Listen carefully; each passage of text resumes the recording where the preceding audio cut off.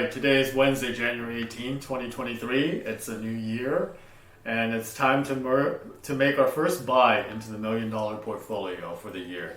So, in the first 2.5 weeks of January, the market has been just on the upswing, crazy amounts. The NASDAQ is probably up, 6-7% just for the first couple of weeks. The S&P 500 is up almost 5%. It's been pretty crazy. Today is one of those days where we are reverting to the mean, but it's been crazy. I don't think we're going to keep to this pace, especially as we get to the fight over the debt limit and the rate hikes that the Fed's going to do. So we'll see what happens, but no complaints so far. Here's the portfolio. After looking at everything and trying to figure out, what I need to buy, it turns out that I'm really underweight on the NASDAQ 100. So this is the large cap growth portion of the portfolio. So the buy today will be 100% into that stock, or that ETF, I should say. So let's go ahead and make that buy. So here we are, $60,400 for 217 shares at market prices. So I'll go ahead and review the order. All right, everything looks good. So the order has been executed. Let's refresh our summary page and see our position.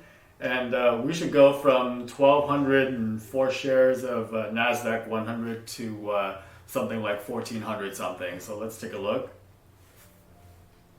And there we are, 1,421. So that's pretty much it for the buys into the portfolio for January 2023. As to my thoughts on the market going forward, I think 2023 is going to be an interesting year. I know that we had some good inflation data, and that may affect what the Feds are going to do with rates. I don't think that they're going to be lowering rates anytime this year, like a lot of the news articles would have led you to believe. But it'll be interesting to see what happens at their first meeting at the end of the month here. There's a chance that they may slow down the rate of increases and then just sit on it for a while and see what happens. But I don't think that we're going to go and see it go down anytime soon.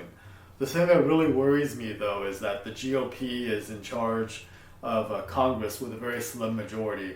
And that means that leadership had to give up a lot of power to be in power. And that is bad news for the looming debt ceiling. So I think last week, Janet Yellen, the U.S. Treasury Secretary, had said that by Thursday this week, she's going to have to start doing some extraordinary measures just to make sure that we pay our bills.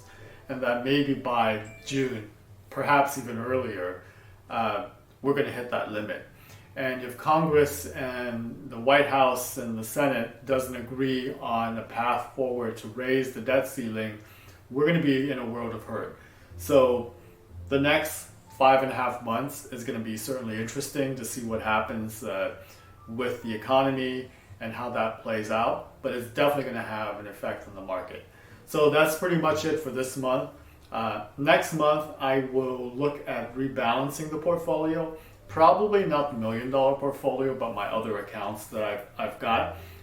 The main reason that this doesn't really need to be rebalanced is that as I make my monthly buys into the portfolio, I'm adjusting on the fly to buy what is lowering the allocation and whatnot.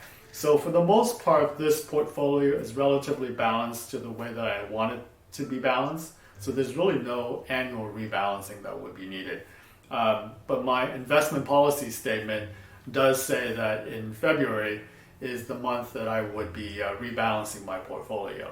So I'm just throwing that out there so that you're aware. But that's pretty much it for this month. I'll see you in the next video. Later.